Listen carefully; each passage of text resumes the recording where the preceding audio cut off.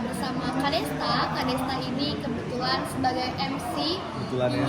Kebetulan. Kesalahan sih sebetulnya. Oh, kesalahan. Tapi sebelum kita tanya-tanya ke lebih lanjut nih mengenai dunia MC, Kadesta boleh dong kenalin Kadesta itu backgroundnya apa, ataupun ada pekerjaan lain, terus lulusan dari mana gitu kalau boleh tahu.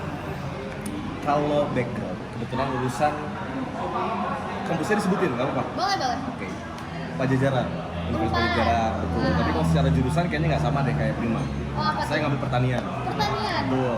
Karena dulu di kampus itu jenuh, nggak ada kegiatan, akhirnya saya yang sering banyak bukan bikin ya, jadi badut. Oh. Mungkin dari situ titiknya. Kenapa akhirnya saya ke dunia entertain ya.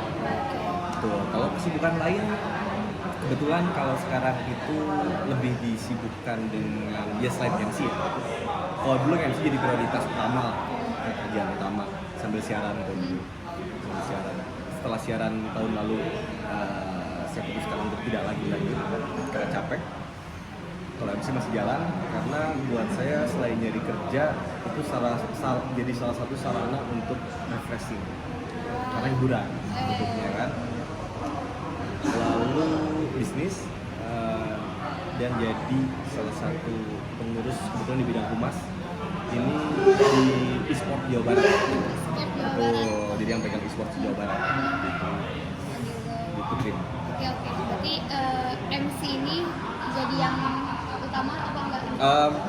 Kalau dulu Atau selingan aja? enggak sih, jangan. Oh, jangan. Saya nggak pernah mau bilang apapun itu jadi selingan. Oke. Mau jadi selingan? Oh, enggak dong. Enggak kan? Enggak dong. Betul. Jadi semuanya utama lah. Oh, utama. MC pun saya bilang tetap jadi utama karena kenapa? Ketika kita bekerja, ketika menjadi MC nggak bisa dong. Kalau selingan pasti akan dianggap biasa-biasa aja, nggak ada tanggung jawabnya. Ya, Dia jadi tetap nggak utama. serius gitu ya. Betul. Dia tetap utama kalau MC. Oke. Tapi kalau untuk dalam 1 bulan, apakah selalu misi event-event? Kalau dulu ya, kita bicaranya mungkin pas lagi siaran atau pas lagi masih ada di usia yang pas ya. Kalau sekarang kan Usia pas ya, tuh gimana tuh? memang ngaruh ya gini. Kalau di momen saya usianya masih 25 sampai ke 29 lah ya, masih masuk tuh segmennya. Ke SMA masuk, ya kan? Terus ke anak-anak kuliah masuk. Jadi pas semuanya. Tergantung juga, balik lagi tergantung dengan seberapa rutin event di Bandung itu punya acara. Kalau kebetulan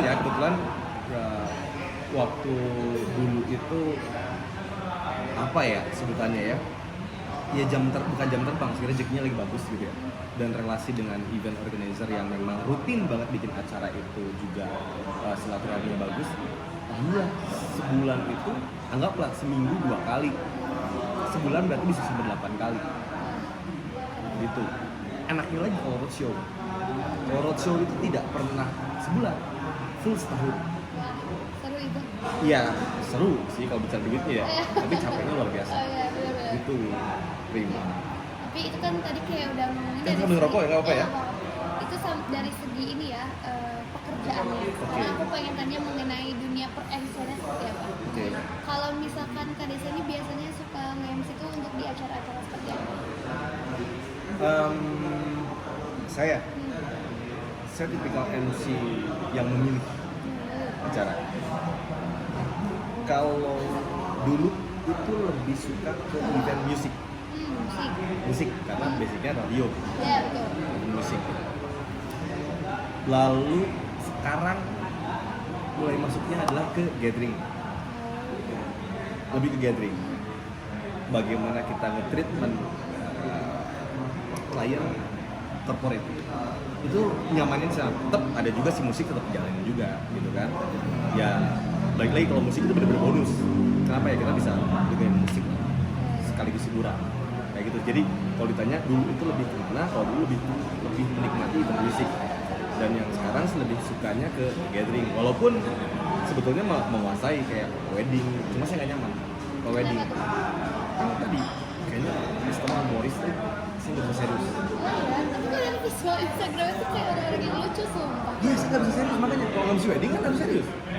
gitu. Oke, jadi berarti ketika udah naik panggung udah otomatis ya Sudah, moodnya. ya itu mungkin karena itu tadi mungkin udah kebiasaan, ya udah tahu juga.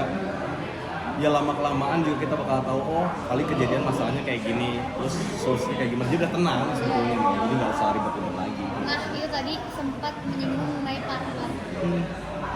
Karena kalau aku kuliah itu bagian dari praktek, jadi partner kan masih dicocok-cocokin sama dosen gitu ya, Yeah. menjadi pengalaman.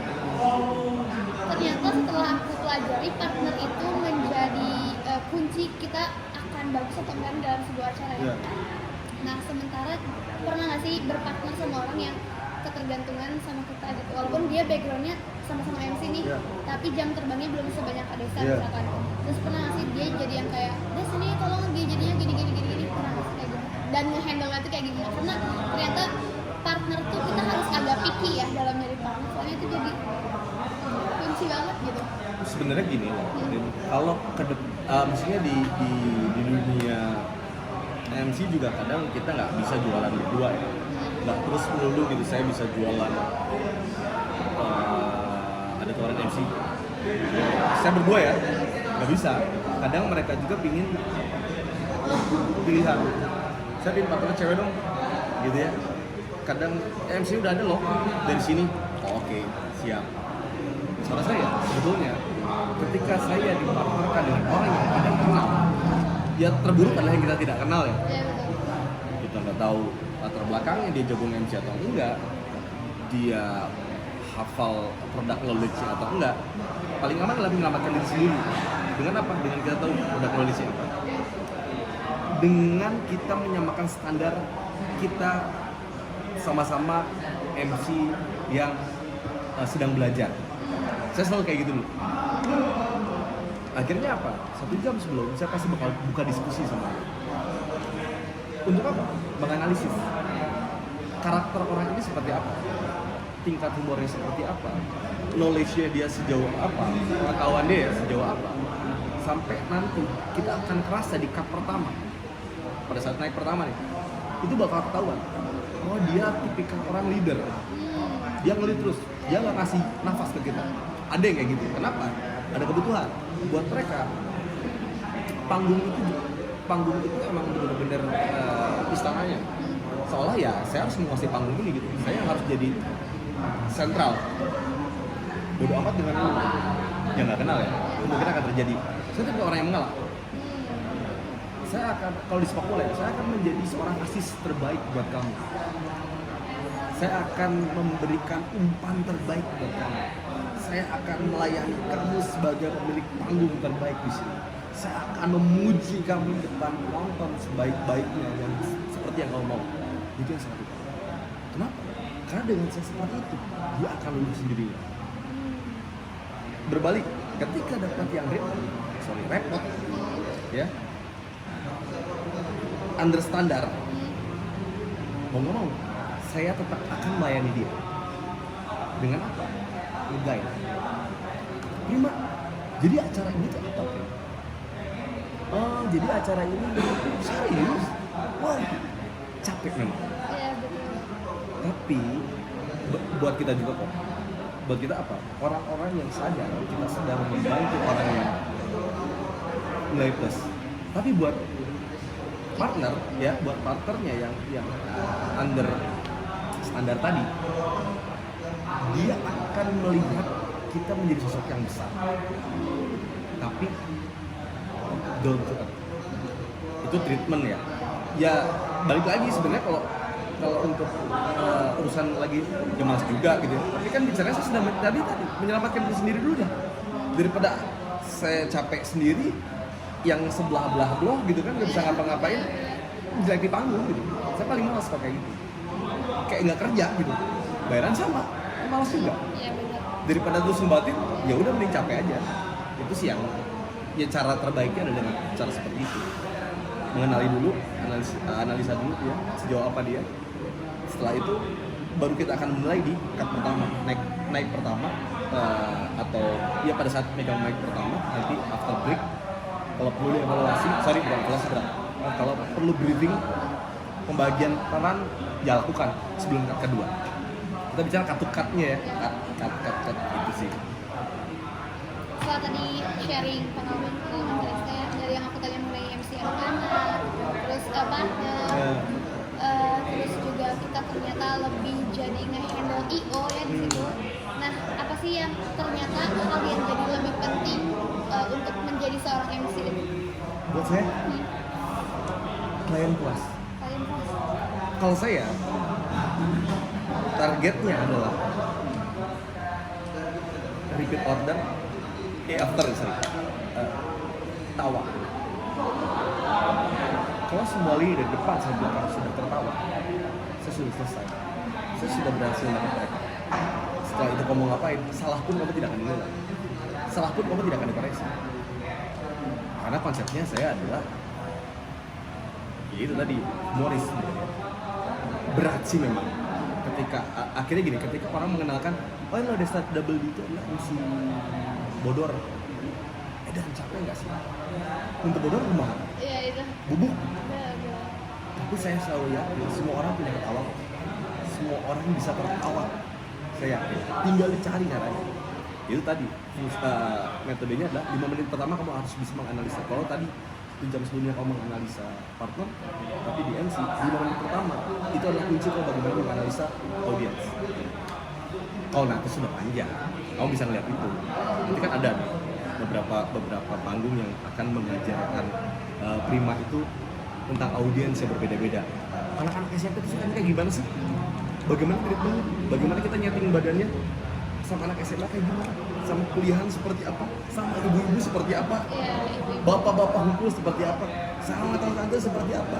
Sama corporate seperti apa? Sama pejabat seperti apa? Itu akan ada settingan sendiri. Itu pasti. Minimal harus paham itu. Gitu. Dan belajarnya itu tadi jam terbang sebetulnya. Semua kayaknya kembali ke jam terbang gitu. Mau nggak mau, karena MC itu tidak bisa belajar dari buku. Teori ya, Nggak bisa. Karena kalau kamu nggak ketemu sama kondisinya, nggak bisa. Mau nyikapinnya kayak gimana gitu? Ntar kita kebingungan juga. Iya kan? Susah. Makanya nggak ada ilmu MC yang bisa sepenuhnya dapatkan di kelas. Betul. Mau nggak mau, berani aja. Mau nggak dibayar kan? Mau ya syukur dibayar gitu. Tapi tujuan kita belajar dulu nih. Ya udah, gas aja. Ini kan juga dibayar 50.000 sama spot. Iya sih, kata dosen aku, ya kalau kita jadi MC mungkin awal-awal baru bilang dikasih dengan ucapan makasih. Iya, selanjutnya gitu kan. kasih kotak 50.000 gitu. Wajar. Kayaknya seru ya. Seru sih. Seru. Betul seru. Ketemu berapa juta orang berarti kalau dihitung dari tahun 2006 kan? Oh iya, 2006 sampai sekarang berarti berapa jutaan berarti kan? Kalau satu panggung aja misalnya 100.000 penonton gitu. Kan kalau 10 panggung sudah 1 juta penonton kan? Kalau saya gini, prima harus punya goals. Target saya suka banget musik, tapi saya tipe orang yang tidak mau nonton konser musik. Saya ingin nonton musik idola saya. Kalau saya di panggung, itu goal saya sudah tercapai, alhamdulillah sudah semua. Ya itu kan kita jadi punya motivasi nih untuk terus MC. Dan nggak mudah tiba-tiba, wah ada acara sound adrenalin, kita masukin CV gitu ke ini kan nggak gitu. Tetap mereka akan mencari Destanya, ya itu kan progresnya lama banget untuk orang bisa kenal. Iya. Ya kenal Prima ke depannya gitu ya. Jujur, MC cewek di Bandung sedikit yang saya bilang good. Misalnya itu tadi mungkin yang tadi kata gue bilang pelengkap misalnya ya. Tapi kalau emang kalau menilai gila keren sedikit udah 3 orang buat saya gitu ya, 3 orang yang kalau saya ngelihat gitu ya, gila sini nggak sih skisi Kerennya yang anjis itu tuh apa tuh bagi Kak Desta? apa ya,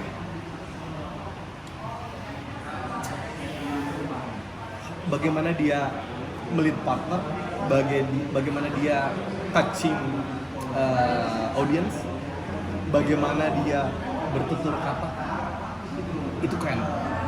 Dan pengetahuan juga mungkin. Oh iya, itu udah pasti. Udah include. Iya, kalau itu udah kepegang, dia akan men-treatment kliennya dengan baik banget. Bagaimana dia berjualan soft selling itu kena gitu ya, wah itu keren banget.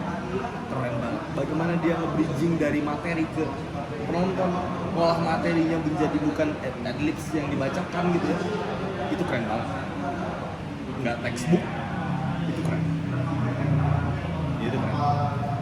Karena itu tadi, kalau sudah terbiasa, adlibs itu bukan dibaca, akhirnya dipahami. Poinnya apa sih? Saya akan selalu nanya klien, poinnya apa nih Mbak? Yang pentingnya apa? Oke, ini. Tanya ke siapapun yang sekarang ya, saya MC udah pernah pakai Q-Card. Q-Card ada, tapi kosong. Sebagai pelengkap aja ya. Ini nih, buat identity doang. Kayak, ya itu kalau mungkin event acaranya apa, dia cuma kayak gitu. Kalau orang lihat, kosong. Gak di sini. Karena apa? Akhirnya mendingan saya pahami, bukan hafal ya, saya pahami materinya apa. Saya lebih baik after cut per cut itu kita briefing sama partner. Sekarang apa nih? Sekarang apa nih? Terus kayaknya bakal bahas ini nih. Hajarin dia. Nanti kamu kayak gini, saya kayak gini. Kayak enak nih. Sebab kita ngambil satu orang, kita hajar. Game apa ini? Kita hajar gini aja. Bukan. Serius. Semuanya terkonsep, terprepare dengan baik. Itu kita ngajarin kita. Seru ya. Kalau kita ini sharingnya bagian Kadista udah seberpengalaman itu. Enggak juga. Tapi kalau awal-awal waktu jadi MC awal apa sih yang jadi challenging buat Kadista? Kan mungkin kalau aku ya ketika awal kayak takut ketika ngebawain aku takut garing gitu. Sama. Challenge-nya adalah kan bagaimana kita diperhatikan, bagaimana kita dengar. Error nggak sih kita ngobrol sama satu orang aja nggak didengar? PR sih. Enak. Iya. Lagi sama Banyak kan. banyak. Itu mimpi buruk buat ini sih. Ketika udah dikasih pengarah suara masih nggak didengar, kan tantangannya adalah bagaimana kita menjadi point center. Bagaimana, makanya kenapa MC kadang-kadang dia akan selalu beda kostumnya dengan bukan jadi aneh, tapi lebih mencolok ketimbang audiens. Ya. Bagaimana dia memainkan suara, intonasi dengan baik. Untuk apa? Memainkan power, speed berbicara, kita akan paham di mana kita harus ngomong cepat dan di mana kita harus ngomong rada slow atau rada lambat dengan memperhatikan audiens, merespon audiens, mengomentari sesuatu yang sedang terjadi di sana. Itu kan bagian bagaimana kita melihat nih, seberapa orang merhatiin kita. Walaupun matanya nggak melihat, tapi tetap jalan. Dia akan pasti kayak gitu. Wah, luar biasa loh, ada yang baru datang di sana. Wuih, keren banget. Cukup. Itu bahasa cukup. Oke, ada yang dengerin kita kok. Santai. Sebenarnya capek. Ya kalau dibilang challenging gimana? Bagaimana bikin orang melihat kita kan? Itu paling berat sebetulnya. Sampai sekarang kan penontonnya beda-beda. Enggak tuh, sih. Ya kan? Soalnya kalau kliennya sama ya udah kita jadi badut. Repeat ya. Event berikutnya kita lagi yang MC gitu. Dengan audiens yang sama kalau gathering gitu ya. Ya udah, itu kayak apa namanya? Reunian. Jadinya kita keluar dari mereka. Karena sebelumnya udah pernah ya. Kayak reunian, itu akan lebih enak. Ya kan? Pasti ya. Senang-senang dibayar. Iya benar-benar. Ya, jadi ini tertarik nih mendalami. Semoga bisa kayak Kadista di sini. Yakin, tertarik. Belajar. Oke. Jadi kan tadi aja kita semua mah kita sikat untuk belajar. Terakhir deh, siapa tahu gitu aku jadi kayak Kadista bisa nerusin ranah MC-MC-annya gitu, apa yang pengen Kadista sampaikan. Karena ini kan nanti aku bakal up juga di YouTube nih sama teman-teman kelas juga pasti nonton. Oke. Apa nih yang bagi Kanesa MC handal, MC profesional tuh apa sih gitu? Handal profesional ya. Saya sebenarnya berat ya untuk menyampaikan apa ya, kalau dibilang ini tips juga. Kalau bicara handal sebelum, kalau profesional kan pekerjaan ya. Profesional itu adalah ketika kamu bekerja sampai selesai. Itu profesional. Berarti kalau untuk profesional ini enak nih. Bekerja sampai selesai dan sesuai dengan arahan, itu sudah profesional. Tapi kalau handal ini rada berat. Rada berat. Tapi maksudnya ya itu pelajaran baik kita Ya, yang kita ya. belum punya apa-apa nih. Gini. Dulu saya punya konsep amati tiru modifikasi ya. Tapi sekarang kayaknya udah nggak pakai. Kenapa? Semua orang itu sudah punya karakter sendiri, dan semua orang itu sudah cukup banyak melihat banyak karakter. Kayaknya untuk meniru satu orang tuh susah gitu, ya kan? Akhirnya apa? Yang paling terpakai modifikasi diri. Amati, tiru, modifikasi. Amati sudah cukup ya. Ya itu tadi, dengan hidup pun sudah mengamati ya. Meniru kayaknya udah nggak kepake deh. Udah terlalu banyak karakter, kamu meniru siapa lagi gitu. Apakah terus akan dipakai itunya gitu kan? Enggak gitu ya. Akhirnya modifikasi. Kita mau mengemas karakter kita, mau di package seperti apa nih kita nih? Personal brandingnya mau dibikin seperti apa? Kalau sudah dapat nih personal brandingnya, itu biasa dikuatin. Tinggal apa? Knowledge, baca, terus baca. Ini pesan dari The Legend. Ini cerita sedikit. Nggak tahu ya kalau Prima sempat kejamanin nggak? Ada warkop. Dulu ya ada warkop pasti tahu lah. Dulu Casino Indro ya. Iya, tahu. Ada Bagito. Didin Miing Unang. Nah ceritanya, singkat cerita nih. Saya harus MC di depan Miing. Dia adalah konseptornya warkop, sekaligus dia adalah leadernya dari Bagito. Pelawak. Dan saya sama partner di present oleh kliennya adalah MC pelawak. PR banget. Banget pasti. Wah gila, saya harus muncul orang Sunda. Udah nggak bodoh harus penjojon gitu kan? Wah gila.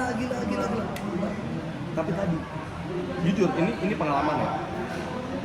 5 menit pertama saya ke gocek. Gocek apa? Saya harus menghibur dia. Saya harus bikin ketawa kami ini. Iya. Tapi saya melakukan kesalahan yang besar. Audiensnya bukan dia. Audiensnya ratusan orang yang di belakang dia. Saya kegocek. Akhirnya 5 menit cut kedua balik ke settingan pabrik.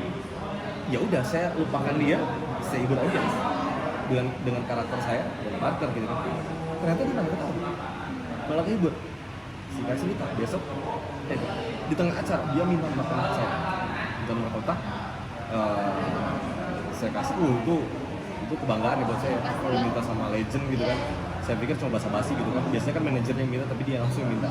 Oke, saya kasih ini, Pak, saya kasih. Besok pagi dia telepon, cuma bilang apa? Saya ngeliat kamu berdua langsung flashback ke 30 tahun ke belakang. Maksudnya gimana Pak? Saya jadi ingat adik saya Didin.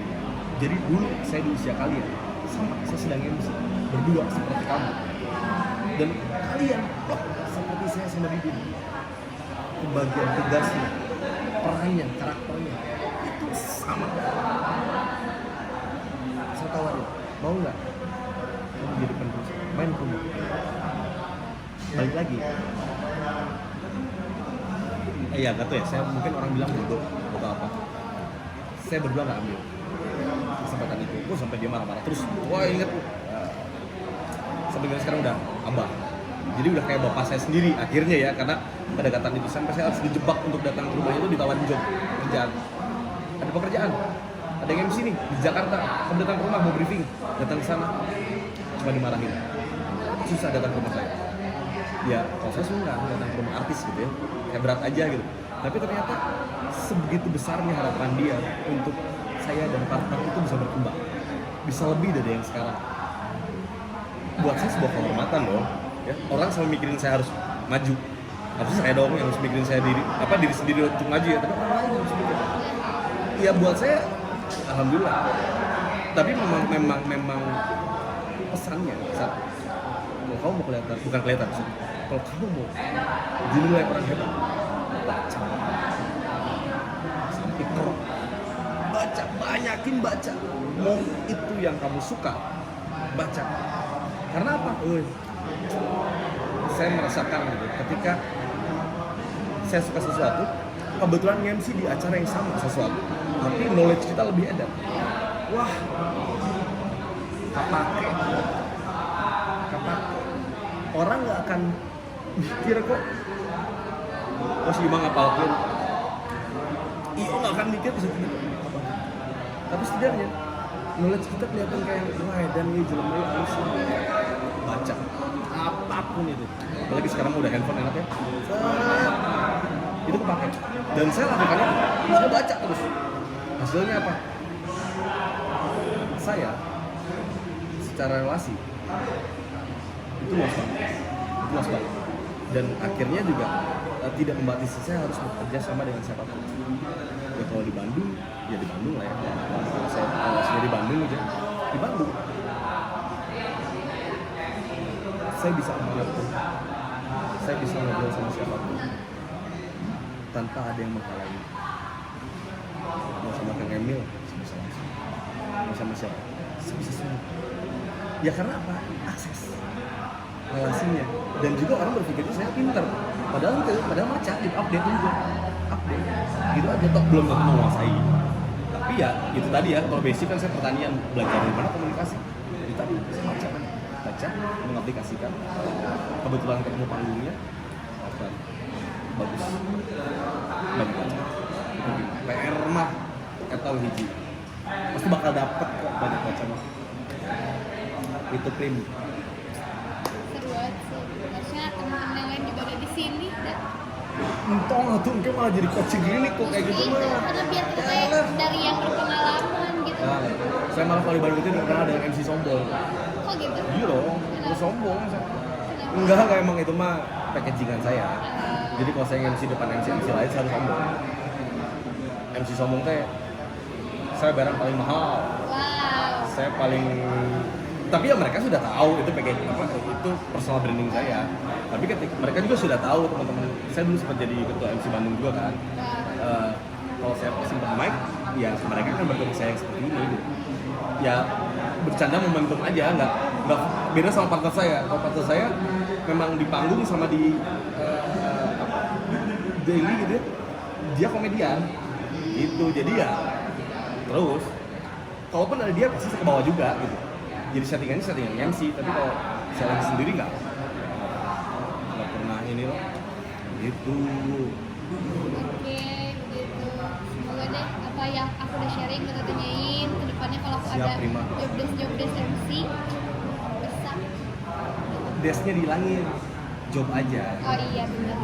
Job MC. Kalau job desk jadi gimana ya, berat kok job desk. Job aja. Baik. Oke, terima kasih Kak Desa. Sama-sama, Bima. Semoga bisa ngurusin Kak Desa banyak semuanya ya. Amin, Jadi nggak apa-apa. harapannya. Nggak apa-apa. Sama kok, banyak saya juga kejadian kayak gitu banyak. Sewaktu saya, umur berapa sekarang? 19. Umur saya umur 21 sama saya gitu ketemu MC yang saya anggap paling senior, saya bilang kayak gitu juga. Awal sampai saya pingin tuh kayak awal 2000 itu 2004 kalau nggak salah. Saya ngomong kayak gitu ya 2004 atau 2012 saya jadi partner si Alia. Wah, keren sih itu. Itu mimpi indah nggak sih kayak gitu? Ya saya bilang dream come true ya. Iya. Saya sampai bilang ke dia, Om, ini saya. Biasanya kita udah kenal gitu. Kapan? Bela. Jadi dulu pas kamu MC, saya jadi RO kamu. Saya bilang gitu. Dan sekarang saya jadi partner. 2 tahun jadi partner terbaik. Ya pokoknya kalau dia ada MC ya pasti kalau lagi nggak dengan partnernya ya dia pasti ada saya. Terus bagaimana sih? Ayo siap. Karena sudah tahu karakternya. Saya tahu bagaimana nge-treatment dia pas lagi MC. saya tahu ngambil celahnya, sebenarnya itu paling enak adalah MC. Jadilah MC sebagai MC pengumpan. Biarin yang pemilik panggungnya siapa, jadi goal gettersnya siapa. Kalau kata sepak bola ya, pencetak golnya siapa nggak apa-apa. Tapi kita yang memberikan jalan, itu akan enak. Itu bagus. Semoga deh bisa. Amin. Bisa.